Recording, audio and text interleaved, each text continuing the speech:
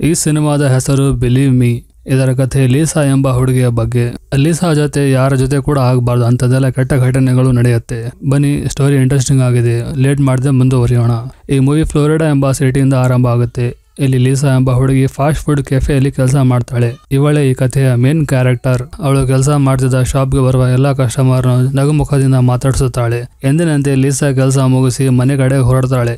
ಇಲ್ಲಿಂದ ನಮಗೆ ಅವಳ ನಿಜ ಜೀವನದ ಬಗ್ಗೆ ಗೊತ್ತಾಗುತ್ತೆ. ಅವಳು ಎಷ್ಟು ಖುಷಿಯಿಂದ ಸಂತೋಷದಿಂದ ಕೆಲಸ ಮಾಡ್ತಾಳೆ, ಅಷ್ಟೇ ಅವಳ ಲೈಫಲ್ಲಿ ಕಷ್ಟಗಳು ಇರುತ್ತೆ. ಅವಳು ಮನೆ ಕಡೆ ತುಂಬ ದುಃಖದಿಂದ ಹೋಗ್ತಾಳೆ. ಆ ಮನೆ ಅವಳಿಗೆ ನರಕವಾಗಿರುತ್ತೆ. ಸೈಕಲ್ ತೊಳೆಯುತ್ತಾ ಅವಳು ಹೋಗುವಾಗ ಅವಳ ಮೈಂಡಲ್ಲಿ ಒಬ್ಬ ವ್ಯಕ್ತಿ ಬರ್ತಾನೆ. ಆ ವ್ಯಕ್ತಿ ಯಾರೆಂದು ನಿಮಗೆ ಮುಂದೆ ಗೊತ್ತಾಗುತ್ತೆ. ಲೀಸಾ ಹೋಗುವ ದಾರಿಯಲ್ಲಿ ರೋಡ್ ಪಕ್ಕದಲ್ಲಿ ಒಂದು ದೊಡ್ಡ ಕಾರ್ ನಿಂತಿರುತ್ತೆ. ಅವಳು ಭಯಪಟ್ಟು ಅಲ್ಲಿಂದ ಬೇಗ ಸೈಕಲ್ ತೊಳೆದು ಮನೆಗೆ ಬರ್ತಾಳೆ.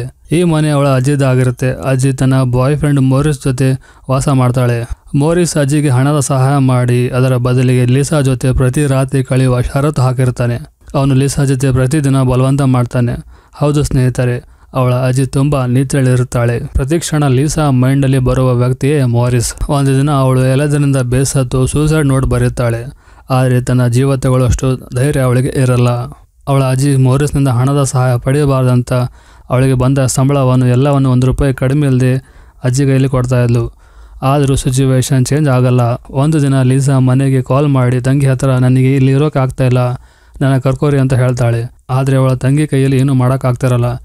ಮೇನ್ ತಾಯಿ ಅವಳ ಬಗ್ಗೆ ಎಲ್ಲ ಗೊತ್ತಿದ್ರು ಕೂಡ ನಿನ್ನ ಅಜ್ಜಿ ಹತ್ರ ಇರು ಅಂತ ಹೇಳ್ತಾಳೆ. ಲೀಸಾ ತಾಯಿಗೆ ಮಗಳ ಬಗ್ಗೆ ಕಿಂಚಿತ್ತೂ ಜವಾಬ್ದಾರಿ ಇರಲ್ಲ. ಅವಳ ಲೈಫ್ ಇಷ್ಟಕ್ಕೆ ಸುಮ್ಮನೆ ಇರದೆ ಅವಳ ಜೀವನದಲ್ಲಿ ಒಂದು ದೊಡ್ಡ ಅಲೆ ಅಪ್ಪಳಿಸಲು ಕಾದಿತ್ತು. ಒಂದು ರಾತ್ರಿ ಕೆಫೆಯಿಂದ ಮನೆಗೆ ಬರುವಾಗ ಅದೇ ಕಾರು ಲೀಸಾ ಹಿಂದೆ ಬರುತ್ತೆ. ಕಾರಿನಿಂದ ಒಬ್ಬ ವ್ಯಕ್ತಿ ಲೀಸಾನನ್ನು ಕಿಡ್ನಾಪ್ ಮಾಡ್ತಾನೆ. ಆ ವ್ಯಕ್ತಿ ಲೀಸಾಳನ್ನು ಕಾರಲ್ಲಿ ಹಾಕಿಕೊಂಡು ಅವಳ ಕಣ್ಣಿಗೆ ಬಟ್ಟೆ ಕಟ್ಟಿ ಅವಳ ಜೊತೆ ಬಲವಂತ ಮಾಡ್ತಾನೆ. ಆ ವ್ಯಕ್ತಿ ಅವಳನ್ನು ಅಲ್ಲೇ ಬಿಡದೆ ತನ್ನ ಮನೆಗೆ ಕರ್ಕೊಂಡು ಬರ್ತಾನೆ. ಮತ್ತೆ ಅವಳ ಜೊತೆ ಬಲವಂತ ಮಾಡ್ತಾನೆ. ಅವನು ಈ ಥರ ದಿನಾಲು 1 ವಾರ ಕಂಟಿನ್ಯೂ ಮಾಡ್ತಾನೆ. ಲೀಸಾಗೆ ಗೊತ್ತಾಗುತ್ತೆ ಆ ವ್ಯಕ್ತಿ ಸೈಕೋ ಇದ್ದಾನೆ. ಅವನು ಅವಳ ಜೊತೆ ಮಾಡ್ತಾ ಇದ್ದದ್ದು ಹೊಸದೇನಲ್ಲ. ಇದೇ ಕೆಲಸ ಅವಳ ಮನೆಯಲ್ಲಿ ದಿನಾಲೂ ನಡೀತಾ ಇತ್ತು. ಲೀಸಾ ಹೇಗಾದರೂ ಮಾಡಿ ತನ್ನ ಜೀವ ಉಳಿಸ್ಕೊಳ್ಬೇಕಂತ ಡಿಸೈಡ್ ಮಾಡ್ತಾಳೆ. ಈಗ ಆ ವ್ಯಕ್ತಿ ಹೆಸರು ಗೊತ್ತಾಗುತ್ತೆ. ಅವನ ಹೆಸರು ಬಾಬಿ. ಲೀಸಾ ಬಾಬಿ ಹತ್ರ ಹೇಳ್ತಾಳೆ, ನಿನ್ನ ಲೈಫ್ನಲ್ಲಿ ಒಂದು ಹುಡುಗಿ ಇದ್ಲು, ಅವಳು ಖಂಡಿತ ನಿನ್ನ ಮೋಸ ಮಾಡಿ ಹೋಗಿರಬೇಕು, ಅದಕ್ಕೋಸ್ಕರ ನೀನು ಈ ಥರ ಕೆಟ್ಟ ಕೆಲಸ ಮಾಡ್ತಾ ಇದೀಯಾ. ಆಗ ಬಾಬಿ ಅವಳ ಮಾತಿಗೆ ರಿಯಾಕ್ಟ್ ಮಾಡದೆ ಸುಮ್ಮನೆ ಆಗ್ತಾನೆ. ಮತ್ತೊಂದು ಕಡೆ ನೋಡ್ತೀವಿ, ಅವಳ ಅಜ್ಜಿ ಲೀಸಾ ಬಗ್ಗೆ ಮಿಸ್ಸಿಂಗ್ ಕಂಪ್ಲೇಂಟ್ ಕೊಡ್ತಾಳೆ. ಪೊಲೀಸರು ಇನ್ವೆಸ್ಟಿಗೇಷನ್ ಶುರು ಮಾಡ್ತಾಳೆ. ಅವರು ಫಸ್ಟ್ ಲೀಸಾ ಕೆಲಸ ಮಾಡ್ತಿದ್ದ ಶಾಪ್ಗೆ ಬರ್ತಾರೆ. ಅವರು ವಿಚಾರ ಮಾಡುವಾಗ ಶಾಪ್ ಓನರ್ ಲೀಸಾ ತುಂಬ ಕಷ್ಟಪಟ್ಟು ಕೆಲಸ ಮಾಡ್ತಾ ಇದ್ಲು, ಅವಳು ಕಷ್ಟಜೀವಿ, ಯಾವತ್ತೂ ಅವಳು ಓಡಿ ಹೋಗಲ್ಲ, ಖಂಡಿತ ಅವಳ ಜೊತೆ ಏನೋ ಕೆಡುಕು ನಡೆದಿದೆ. ಆನಂತರ ಮತ್ತೊಬ್ಬ ಆಫೀಸರ್ ಅವಳ ತಾಯಿ ಮನೆಗೆ ಹೋಗ್ತಾನೆ.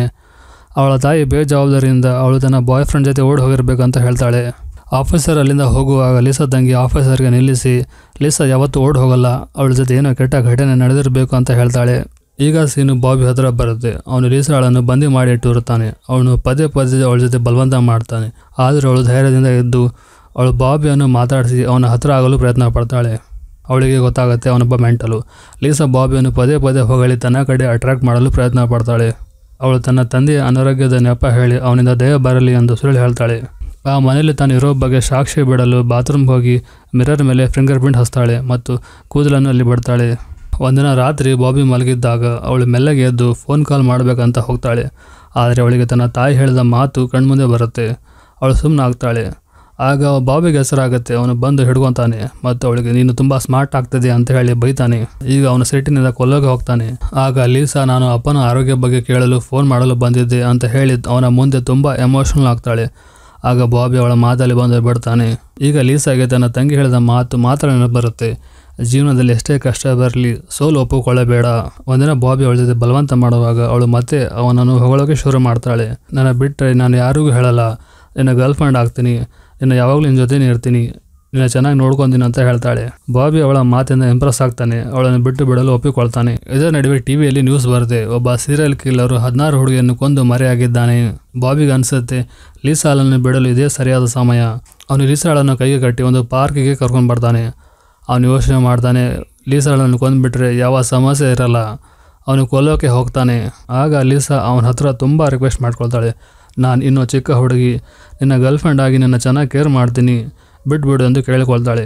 ಬಾಬಿ ಕರಗಿ ಅವಳನ್ನು ಬಿಟ್ಟು ಒಂದು ವೇಳೆ ಪೊಲೀಸರು ಏನಾದರೂ ಕೇಳಿದರೆ ನಾನು ಬ್ಲ್ಯಾಕ್ ಇದ್ದೀನಿ, ಕುಳ್ಳಗಿದ್ದೀನಿ ಅಂತ ಹೇಳಿ ಹೋಗ್ತಾನೆ. ಲೀಸಾ ಅಲ್ಲಿಂದ ಓಡಿ ತನ್ನ ಅಜ್ಜಿ ಮನೆಗೆ ಬಂದು ಅಜ್ಜಿ ಹತ್ರ ತಾನು ಕಿಡ್ನಾಪ್ ಆಗಿದ್ಲು ಮತ್ತು ಅವಳು ತಪ್ಪಿಸಿಕೊಂಡು ಬಂದ್ಲು ಅಂತ ಹೇಳ್ತಾಳೆ. ಆದರೆ ಅಜ್ಜಿ ಮತ್ತು ಅವಳ ಬಾಯ್ ಫ್ರೆಂಡ್ ಮೋರಿಸ್ ಲೀಸಾಳನ್ನು ನಂಬಲ್ಲ, ಇವಳು ಡ್ರಾಮಾ ಮಾಡ್ತಾ ಇದ್ದಾಳೆ ಅಂತ ಹೇಳ್ತಾಳೆ. ನಂತರ ಅಜ್ಜಿ ಪೊಲೀಸರಿಗೆ ಫೋನ್ ಮಾಡಿ ಲೀಸಾ ಮನೆಗೆ ಬಂದಿರೋ ಬಗ್ಗೆ ಹೇಳ್ತಾಳೆ. ಆಗ ಪೊಲೀಸರು ಅಜ್ಜಿ ಮಾತನ್ನು ಕೇಳಿ ಲೀಸಾ ಬಾಯಿಂದ ಕೇಳಬೇಕಂತ ಅವಳಿಗೆ ಸ್ಟೇಷನ್ಗೆ ಕರೆಯುತ್ತಾರೆ. ಅಲ್ಲಿರೋ ಆಫೀಸರು ಲೀಸಾ ಹತ್ರ ಎಲ್ಲವನ್ನೂ ಕೇಳ್ತಾರೆ. ಆದರೂ ಲೀಸಾ ಹೇಳಿದ್ದು ನಂಬಲ್ಲ. ಒಂದು ವೇಳೆ ಆ ವ್ಯಕ್ತಿ ನಿನ್ನ ಜೊತೆ ಬಲವಂತ ಮಾಡಿದರೆ ಶರೀರದ ಮೇಲೆ ಯಾಕೆ ಒಂದೂ ಗಾಯ ಇಲ್ಲ, ನಿನ್ನ ಕೈ ಬಿಚ್ಚಿದರೆ ಯಾಕೆ ನೀನು ಸುಮ್ಮನೆ ಇದ್ದೆ ಅಂತ ಈ ಥರ ಎಲ್ಲ ಕೇಳ್ತಾರೆ. ಆಗ ಲೀಸಾ ಹೇಳ್ತಾಳೆ, ಆ ವ್ಯಕ್ತಿ ಸೈಕೋ, ಅವನ ಹತ್ರ ಗನ್ ಇತ್ತು, ಅವನು ಯಾವಾಗಲೂ ಗನ್ ಪಾಯಿಂಟ್ ಮಾಡಿ ನನ್ನ ಹೆದರಿಸ್ತಾ ಇದ್ದ, ಇದೇ ಕಾರಣಕ್ಕಾಗಿ ನಾನು ಅವನು ಹೇಳಿದ್ದೆಲ್ಲ ಮಾಡಬೇಕಾಯಿತು. ಇಷ್ಟೆಲ್ಲ ಕೇಳಿದರೂ ಆ ಲೇಡಿ ಆಫೀಸರು ಲೀಸಾ ಹೇಳಿದ್ದು ನಂಬಲ್ಲ. ಲೀಸಾ ಮೀಡಿಯಾ ಅಟೆನ್ಷನ್ ಪಡೆಯಲು ಈ ಥರ ಮಾಡ್ತಾ ಇದ್ದಾಳೆ, ಅವಳು ಫೇಮಸ್ ಆಗಬೇಕಂತ ಈ ಥರ ಮಾಡ್ತಾ ಇದ್ದಾಳೆ ಅಂತ ಹೇಳಿ ಅವಳ ಎದುರಿಗೆ ಮಾತಾಡ್ಕೊಳ್ತಾರೆ. ನೋಡಿ ಸ್ನೇಹಿತರೆ, ಹೇಗಿದೆ ಸನ್ನಿವೇಶ. ಆ ಲೇಡಿ ಆಫೀಸರ್ಗೆ ಕೇಸ್ ಹೇಗೆ ಹ್ಯಾಂಡಲ್ ಮಾಡಬೇಕಂತ ಅರ್ಥ ಆಗಲ್ಲ. ಅವರು ಲ್ಯಾರಿ ಎಂಬ ಡಿಟೆಕ್ಟಿವ್ ಹೆಲ್ಪ್ ತಗೋತಾರೆ. ಲ್ಯಾರಿ ಲೀಸಾ ಹತ್ರ ಬಂದು ಸಮಾಧಾನದಿಂದ ಮಾತಾಡ್ತಾನೆ. ನೀನು ನನ್ನ ಮಗಳಿದ್ದ ಹಾಗೆ ಅಂತ ಹೇಳಿ ತನ್ನ ಮಗಳ ಫೋಟೋನ ತೋರಿಸ್ತಾನೆ. ನಿನ್ನ ಜೊತೆ ಏನಾಯಿತು ಆರಾಮಾಗಿ ಹೇಳು ಅಂತ ಹೇಳಿ ಲೀಸಾಗಿ ಹೇಳ್ತಾನೆ. ಅವಳು ಹೇಳ್ತಾಳೆ, ಆ ಕಿಡ್ನಾಪರ್ ಹತ್ರ ಬ್ಲ್ಯಾಕ್ ಕಲರ್ ಕಾರ್ ಇದೆ, ಅದರಲ್ಲಿ ರೆಡ್ ಕಲರ್ ಸೀಟ್ ಇದೆ, ಅವನ ಮನೆಯಲ್ಲಿ ಒಟ್ಟು 22 ಮೆಟಲ್ಗಳಿವೆ, ಆನಂತರ ಆ ವ್ಯಕ್ತಿ ವೈಟ್ ಇದ್ದಾನೆ ಮತ್ತು ಲೆಫ್ಟ್ ಹ್ಯಾಂಡೆಡು, ಅವನ ಹತ್ರ ಗನ್ ಕೂಡ ಇದೆ ಅಂತ ಹೇಳ್ತಾಳೆ. ಇದನ್ನೆಲ್ಲ ಕೇಳಿದ ಮೇಲೆ ಲ್ಯಾರಿಗೆ ಕನ್ಫರ್ಮ್ ಆಗುತ್ತೆ ಇದು ಸಾಧಾರಣ ಮಾಹಿತಿ ಅಲ್ಲ. ಅವನು ತಕ್ಷಣ ಇನ್ವೆಸ್ಟಿಗೇಷನ್ ಶುರು ಮಾಡಲು ಹೇಳ್ತಾನೆ. ಆನಂತರ ಲ್ಯಾರಿ ಲೀಸಾ ಮನೆಯ ಬಗ್ಗೆ ಕನ್ಫರ್ಮ್ ಮಾಡಿಕೊಳ್ಳಲು ಫೋನ್ ಮಾಡಿದಾಗ ಅಜ್ಜಿ boy friend Morris phone receive ಮಾಡಿ ಮಾತಾಡ್ತಾನೆ. ಅವನು ಲೀಸಾ ತಂದೆ ಎಂದು ಮಾತಾಡ್ತಾನೆ. ಲ್ಯಾರಿ ಲೀಸಾ ಹತ್ರ ಯಾಕೆ ನಿನ್ನ ತಂದೆ ಇಷ್ಟು ಬೇಜವಾಬ್ದಾರಿಯಿಂದ ಮಾತಾಡಿದ್ರು ಅಂತ ಕೇಳಿದಾಗ ಲೀಸಾ ಲ್ಯಾರಿ ಕತೆ ಎಲ್ಲವನ್ನು ಹೇಳ್ತಾಳೆ, ಅವನು ಮಾಡಿದ ಅನ್ಯಾಯವನ್ನು ಎಲ್ಲ ಹೇಳ್ತಾಳೆ.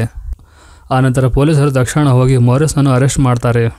ಲ್ಯಾರಿ ಮತ್ತು ಟೀಮು ಈ ಕೇಸನ್ನು ಸೀರಿಯಸ್ ಆಗಿ ಇನ್ವೆಸ್ಟಿಗೇಷನ್ ಮಾಡಲು ಶುರು ಮಾಡ್ತಾರೆ. ಇವರಿಗೆ ಅನಿಸುತ್ತೆ ಆ 16 ಹುಡುಗಿಯರನ್ನು ಕೊಂದ ಸೀರಿಯಲ್ ಕಿಲ್ಲರೇ ಲೀಸಾಳನ್ನು ಕಿಡ್ನಾಪ್ ಮಾಡಿದ್ದು. ಅವರು ಲೀಸಾಳನ್ನು ಬಾಬಿ ಬಿಟ್ಟು ಹೋದ ಜಾಗಕ್ಕೆ ಕರ್ಕೊಂಡು ಬರ್ತಾರೆ.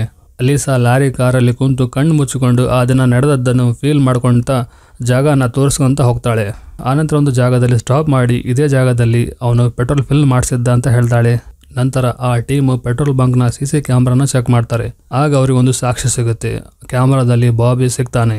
ಆನಂತರ ಅವರು ಅದೇ ಫೋಟೋವನ್ನ ಎಲ್ಲ ಬೀದಿಗಳಲ್ಲಿ ಹಚ್ತಾರೆ. ಕೆಲ ದಿನಗಳ ನಂತರ ಬಾಬಿ ಒಬ್ಬ ಆಫೀಸರ್ ಕಣ್ಣಿಗೆ ಬೀಳ್ತಾನೆ. ಅವನು ಬಾಬಿ ಹತ್ರ ಹೋಗಿ, ಸರ್, ನಮ್ಮ ಹತ್ರ ಒಂದು ಕಾರು ಕಳ್ತನ ಆದ ರಿಪೋರ್ಟ್ ಬಂದಿದೆ, ನಾವು ಹುಡುಕ್ತಾ ಇದ್ದೀವಿ, ನಿಮ್ಮ ಕಾರನ್ನು ಚೆಕ್ ಮಾಡಬೇಕು ಎಂದು ಕೇಳ್ತಾನೆ. ಆಫೀಸರ್ ಚಾಲಾಕಿನಿಂದ ಬಾಬಿ ಫೋಟೋ ತಗೊಂಡು ಅವನ ಬಿಡ್ತಾನೆ. ನಂತರ ಫೋಟೋನ ಲೀಸಾಗೆ ತೋರಿಸಿದಾಗ ಲೀಸಾ ಕೂಡ ಗುರುತು ಹಿಡ್ತಾಳೆ. ಆಫೀಸರ್ಸ್ ಟೈಮ್ ವೇಸ್ಟ್ ಮಾಡದೆ ಬಾಬಿ ಮನೆ ಕೂಡ ಹುಡುಕ್ತಾರೆ.